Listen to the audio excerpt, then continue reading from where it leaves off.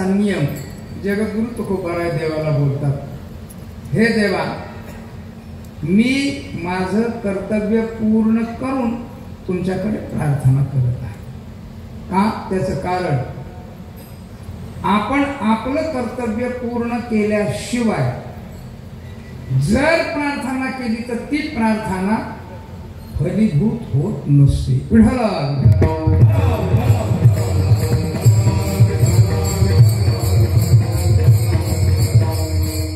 आपल्या प्रार्थनेला फल प्राप्त व्हावं असं जर वाटत असेल तर आपण आपलं कर्तव्य पूर्ण करावं आणि नंतर प्रार्थना करावी. आलं लक्षात येते ना सिद्धांत? अर्थात मी माझं कर्तव्य पूर्ण केलंय आणि पूर्ण करून प्रार्थना करतोय. आपण बऱ्याच वेळेला तक्रार करतो, मी देवदेव केला पण माझं चांगलं होत नाही. बऱ्याच वेळेला लोक म्हणतात मी देवदेव केला, चांगलं होत नाही. का होत नाही? त्याचं कारण तुमच्या कर्तव्यामध्ये काहीतरी चूक आहे. आणि कर्तव्यात चूक असेल तर प्रार्थना फलीभूत होऊच शकत नाही.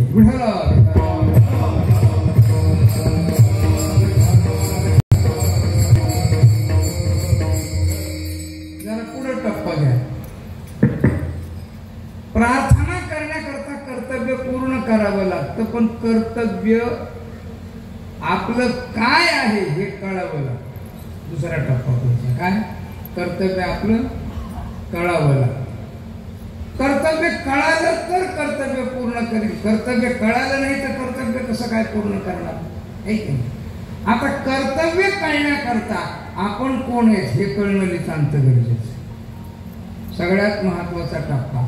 या टप्प्यापर्यंत आपण पोहोचल्याशिवाय आपल्याला आपलं कर्तव्य पूर्ण करणं आणि मग प्रार्थनेला फल येणं अवघड गोष्ट आहे. याकरता मी कोण आहे हे कळणं नितांत गरजेचं आहे. मी कोण आहे कळालं की कर्तव्य कळत असतं. कर्तव्य कळालं की कर्तव्य पूर्ण होत असतं आणि कर्तव्य पूर्ण केलं की प्रार्थनेला फल येत असतं. मी कोण दोन अर्थाने, एक आत्मत्व भावाने मी कळणे आणि एक शरीर भावाने मी कळणे. अर्थात भौतिक दृष्ट्या मी कोण आहे हे कळणं नितांत गरजेचं आहे. तर दुसरं आत्मिक दृष्ट्या म्हणजे आध्यात्मिक दृष्ट्या मी कोण आहे असं कळण्याचं गरजेचं आहे. आध्यात्मिक दृष्टिकोन बाजूला ठेवा, पण भौतिक दृष्टिकोनातून मी कोण आहे हे कळालं की कर्तव्य कळत असतं. कर्तव्य कळालं की कर्तव्य पूर्ण करतो आणि कर्तव्य पूर्ण केल्यानंतर प्रार्थना केली की फल मिळत असतं. मी कोण आहे हे विसरलं की कर्तव्य परांमुख होत असतो. उदाहरण तुम्हाला सांगितलं मी, अर्थात थोडं विस्तारपूर्वक सांगायचं झालं तर गंमत बघा. अर्जुनाने देवाला सांगितलं, हे देवा, सेनयोर उभयोर मध्ये रथम स्थापयमेच्युत, हे अच्युत मे रथ सेनयोः. हे अर्थात नेहून उभा केला देवाने. का? मालकाने सांगितलं तसं ड्रायव्हरने तिथं गाडी नो पार्किंगला सुद्धा करीच उभा बसल, दट्ट मार्गाला बसल. काय करायचं त्या ड्रायव्हरला? मध्ये हो मध्ये चल, का? मला बघावं लागेल कोणाबरोबर युद्ध करायचं आणि कोणाबरोबर युद्ध करायचं हे बघितल्यानंतर मी युद्ध करणार आहे म्हणून. हो, पण हा सारथी, हा ड्रायव्हर जरा अत्यंत विचित्र. त्याने अशा ठिकाणी नेऊन रथ उभा केला, भीष्म द्रोण प्रमुख होता सर्वेशांच्या मध्ये. वाच पार्थ पश्यताम. हे अर्जुना बघ, आता ते भीष्माचार्य बघितल्यानंतर त्याला त्याच्या आजोबाच प्रत्यक्षात लहानपणी मांडीवर घेऊन अत्यंत प्रेमाने कुरवाळणारे भीष्माचार्य बघितले. कोण्या नातवाला वाटेल आपल्या आज्याला बाण घालावं म्हणून गोळी घालावी. द्रोणाचार्य बघितले, लगेच आठवण झाली की मी पार्थ द्रोणाचा केला. अरे द्रोणाचार्य म्हणून मी आहे, मी जर द्रोणाचार्य नसते तर मी नाही. म्हणून गुरुची आठवण फार महत्वाचं ठेवलं जीवनात बरं का. बघितलं कृपाचार्य कुलगुरू आहेत यांनी लहानपणीपासून आम्हाला सगळं दीक्षा दिलेली आहे, शिक्षा दिलेली. आणि हे सगळे नातेवाईक आहेत, मातुलान श्वशुरान सुरदश्चैव. हो, सगळं बघितलं. अंतकरण लचकलं, पक्के असलेले पाय सुद्धा धीर धरणात थरथर करायला लागले. वे पतुष्ट शरीरे वे रोमहर्षस्य जाय गांडीवम श्रमसती हत्ता त्वच्चैव परिदेही. उडी खाली टाकली आणि खाली उडी टाकून देवाला सांगितलं, देवा मी युद्ध करणार नाही. का करणार नाही? त्याचं कारण, अर्जुन कोण होता? आपला दृष्टांत संपला. अर्जुन कोण होता? क्षत्रिय होता. अर्जुन कोण होता? राजा होता.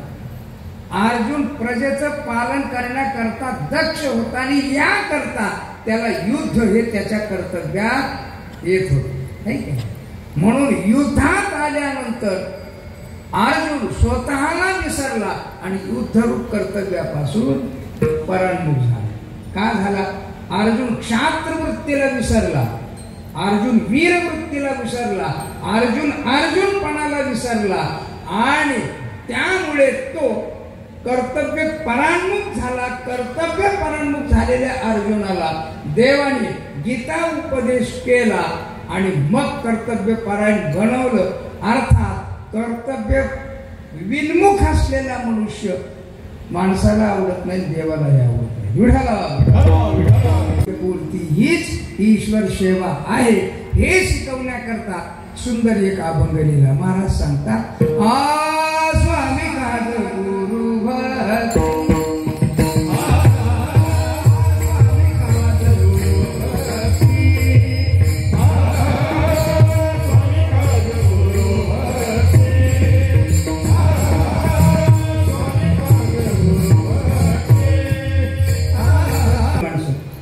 गंमत बघा.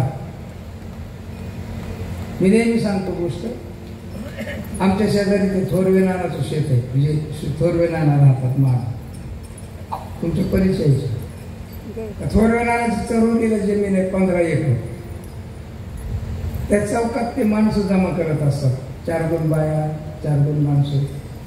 त्यांच्याकडं एक बोलेरो गाडी आहे महिंद्राची आणि एक ट्रॅक्टर आहे. त्या बोलेरो गाडीमध्ये जे कामाला जाणारे नौकर आहेत ते कशामध्ये? बोलेरो गाडी.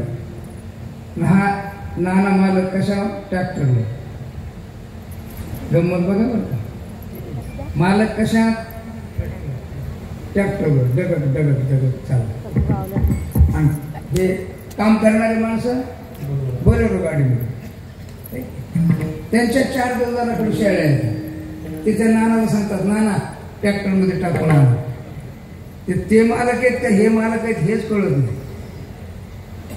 नौकर कशात? बोलेरो. पण ते पटकीन जातात, 5-6 किलोमीटरचं अंतर आहे, पटकीन जातात. हे मागून आपलं डगडग डगडग करीत चाललं विचार. पण तिथे गेल्याबरोबर ही मंडळी कामाला लागतात का? छानपैकी झाडाच्या सावलीला एकाची तंबाखू दुसऱ्याचा चुना. आणि निंदा मात्र त्या नानाची. नाना भलताच हलकट आहे हो. आता त्या नानाने काय केलं बिचाऱ्याने? काम दिलं यांना.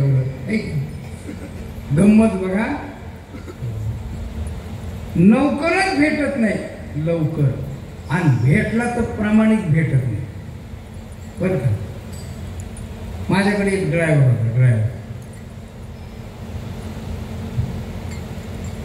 त्याला गुरु म्हणायचे सगळे लोक, आहे ना बाई? गुरु बोलता विचित्र. रोज मला 10 रुपये मागायचे. किती?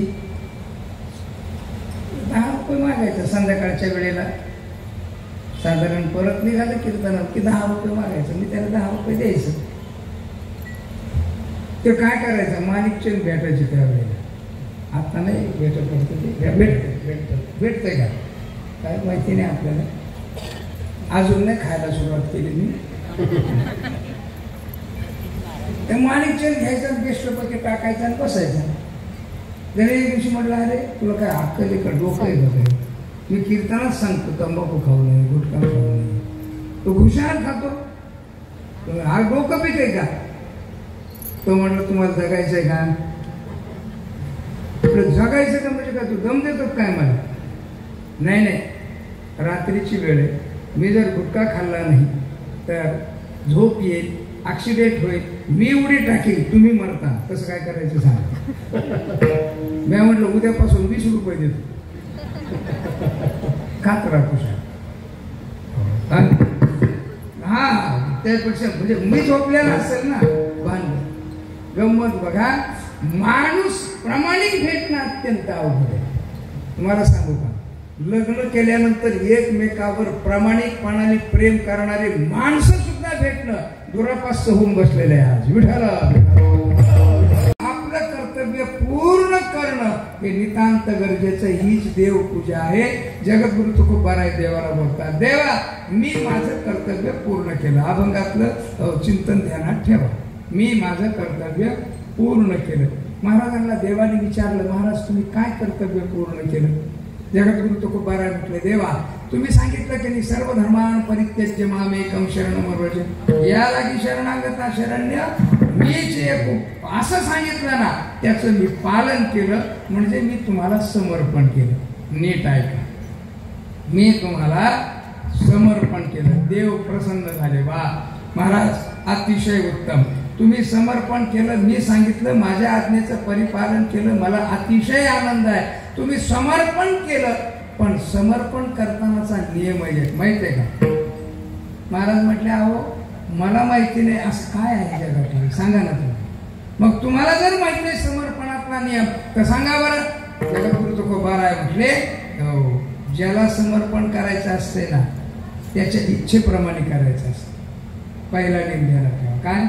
ज्याला समर्पण करायचंय त्याच्या इच्छेप्रमाणे करायचं असतं, तर आणि तरच समर्पण होतं, अन्यथा समर्पण होत नसतं. एखादी स्त्री एखाद्या पुरुषाला म्हटली, ठीक आहे तुमच्या बरोबर लग्न करायला तयार आहे, पण मंगळसूत्र घालणार नाही आणि कुंकू लावणार नाही, जमेल? नाही. हो, आता काही यांच्यामध्ये कुंकू लावित नाहीत, पण ते काळे मणी तरी घालतातच. तुम्ही नाही म्हटलं तर जमेल का? नाही जमणार. का? ज्याला समर्पण करायचंय त्याच्या इच्छेप्रमाणे समर्पण करावं लागतं, तर आणि तरच समर्पण, नाही तर समर्पण होत नाही. जगद्गुरु तुकोबाराय म्हटले, हे मला माहित आहे, म्हणूनच तर तुमच्या इच्छेप्रमाणे समर्पण करतो. दुसरी गोष्ट, ज्याला समर्पण केलं जातं त्याच्यात असणारे दोष किंवा गुण आपल्यात येत असतात, म्हणजे दोष समर्पण करतो त्याच्यात. दोन. तिसरी गोष्ट, सिद्धांत ऐकून ठेवा, विवेचन करून थोडं शकतात. तिसरी गोष्ट, देवाने सांगितलं समर्पण कर आणि नाही केलं तर नुकसान आपलं होत असतं. विढाला उदाहरण, 70 वर्षाची म्हातारी, किती वर्षाची? 70 वर्षाची. तिने या नवऱ्याची सेवा करावी का न करावी? करावी. करावी का करावीच? करावीच. करावीच असं काय? करावीच असं काय का? नाही. नाही केली तर का ते म्हातारे घटस्फोट घेईल का? आता काय घटस्फोट घेणार आहे? सगळा मावाला कार्यक्रम पुरा, काय घटस्फोट घेऊ शकतो? गुडघे गेले, कोपरं गेले, सगळीकडे चमका निघतात. चमकत नाही फक्त ते चेहराच त्याचा, नाही तर बाकी सगळीकडे चमका निघतात. आता काय घटस्फोट घेणार? हे केलं. पण केली तर म्हातारीला काही अपेक्षा आहे का तिला? नाही. आवड आहे. आवड काय आहे ती? आवड आहे. अपेक्षा विरहित असते, त्याला काय म्हणायचं? आवड म्हणायचं. गंमत बघा. हो, ती आंघोळीला पाणी टाकते नवऱ्याला, छानपैकी धोतर चड्डी वगैरे आमका देते, आंघोळ झाल्याबरोबर चहा आणून देते म्हातारी. काही पैसे पाहिजेत तिला? नाही. ती अख्ख्या घराची मालक ती आहे. पण मुलाची अपेक्षा आहे. आता मुलं बाळ सगळे नोकरीला लागले, सगळे घराची मालक तीच आहे. तुम्ही पहा घरामध्ये सून कोणाचा ऐकते? म्हातारीचं. कारण म्हाताऱ्याचा सुनीचा फारसा संबंधच येत नाही. कोणाचं ऐकते? म्हातारीचं. पोरग कोणाचं ऐकतं? म्हातारीचं. नाही, बायकोचं ऐकतच ते, म्हातारीमुळे बायकोचं ऐकतं. जाऊ दे, म्हातारा कोणाचं ऐकतं? सगळ्याची मालक आहे ती. आता तिला अपेक्षा आहे का नवऱ्याच्या सेवेपासून? तसं आवड हा शब्द तिथे उत्पन्न होतो. कुठे? अनपेक्ष स्थिती निर्माण झाली. आणि ती अनपेक्ष स्थिती होते कशाने? तर ज्ञानाने होते. किमिच्छन् कस्य कामाय अहं ब्रह्मास्मीत्याकार कृतीच्या द्वारा जगदंतपाती समर्पदार्थ सगुण साकार परमात्म्याच्या ठिकाणी प्रेम निर्माण होणं याला म्हणतात आवड. म्हणून महाराज सांगतात, गाये नाचे मुले आपुलिया छंदे मनाच्या आनंदे आवडीने. अर्थात जगद्गुरु तुकोबारायला देवाने विचारलं, वा महाराज तुमची आहे ना कृती उत्तम आहे, त्यागही उत्तम आहे, तुमची रुची काय? रुची महाराज पहिल्या चरणात सांगतात. वैष्णव संगती